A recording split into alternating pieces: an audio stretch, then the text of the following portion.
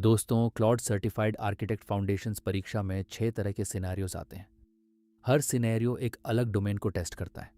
आज हम सभी 6 सिनेरियोज देखेंगे, उनके डोमेन समझेंगे और एक सॉलिड प्रिपरेशन स्ट्रैटेजी बनाएंगे। चलो शुरू करते हैं। क्लॉड आर्किटेक्ट परीक्षा रैंडम नहीं है। इसमें 5 क्लियर डोमेन्स हैं और हर डोमेन से स्पेसिफिक सिनेरियोज आते हैं। अगर तुम इन 6 सिनेरियो टाइप्स को पहचान लो तो एग्जाम में कोई सरप्राइज नहीं होगा। यही है असली स्ट्रैटेजी। परीक्षा का ब्लूप्रिंट जानना सबसे ज़रूरी है। Agentic architecture 27%, Claude code 20%, prompt engineering 20%, tool design 18%, context management 15%। इन परसेंटेजेस को याद करो, यही बताएगा कहाँ ज़्यादा टाइम लगाना है। यह सबसे हैवी डोमेन है, 27%। सिनारियो में तुम्हें मल्टी एजेंट सिस्टम्स डिज़ाइन करने होंगे। ऑर्केस्ट्रेटर और सब एजेंट के बीच का फ्लो समझना पड़ेगा। याद रखो, orchestration patterns, agent hand offs और डेलीगेशन लॉजिक, ये तीनों एग्जाम में ज़रूर आएंगे। दूसरा बड़ा सिनेरियो है क्लॉड कोड।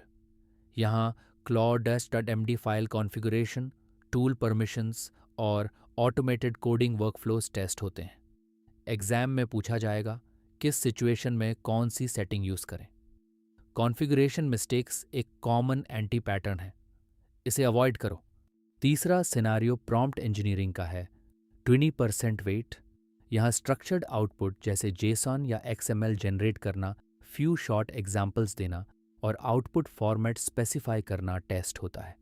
याद रखो, वेग प्रॉम्प्ट्स साकी वेग output, always structured format define करो।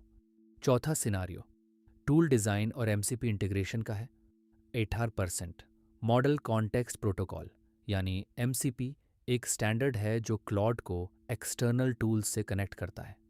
एग्जाम में टूल स्कीमा डिज़ाइन करना और MCP सर्वर इंटीग्रेट करना पूछा जाएगा। टूल का इनपुट आउटपुट स्कीमा सही होना ज़रूरी है। पांचवां सिनारियो कॉन्टेक्स्ट मैनेजमेंट का है, 15%। लॉन्ग कॉन्वर्सेशंस में कॉन्टेक्स्ट विंडो मैनेज करना, इंपॉर्टेंट इन्फॉर्मेशन रिटेन करना और सिस्टम रिलायबिलिटी इंश्योर करना टेस्ट होता है। एंटी पैटर्न कॉन्टेक्स्ट ओवरफ्लो को इग्नोर करना। याद रखो, रिलायबल सिस्टम्स कॉन्टेक्स्ट अवेयर होते हैं।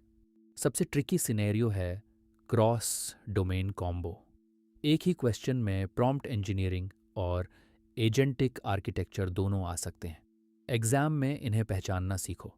पहले प्राइमरी डोमेन आइडेंटिफाई करो, फिर सेकेंडरी डोमेन हैंडल करो। मल्टी डोमेन थिंकिंग ही असली आर्किटेक्ट स्किल है। स्ट्रैटेजी सिंपल है, वेट के हिसाब से पढ़ो।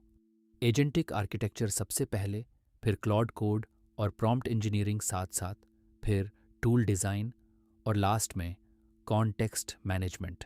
हर डोमेन के लिए कम से कम 2 प्रैक्टिस सिनेरियोज ज़रूर सॉल्व करो। कंसिस्टेंसी जीताएगी। बहुत बढ़िया।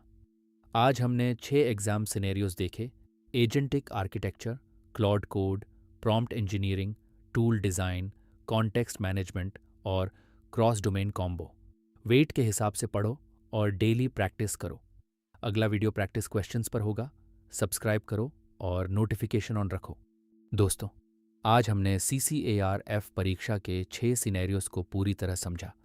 एजेंटिक आर्किटेक्चर सबसे हैवी डोमेन है, 27% के साथ। हर सिनेरियो का पैटर्न जानने से एग्जाम में कॉन्फिडेंस आएगा। अब प्रैक्टिस शुरू करो, चैनल सब्सक्राइब करो और बेल आइकॉन दबाओ। नेक्स्ट वीडियो में फुल प्रैक्टिस क्वेश्चंस आएंगे।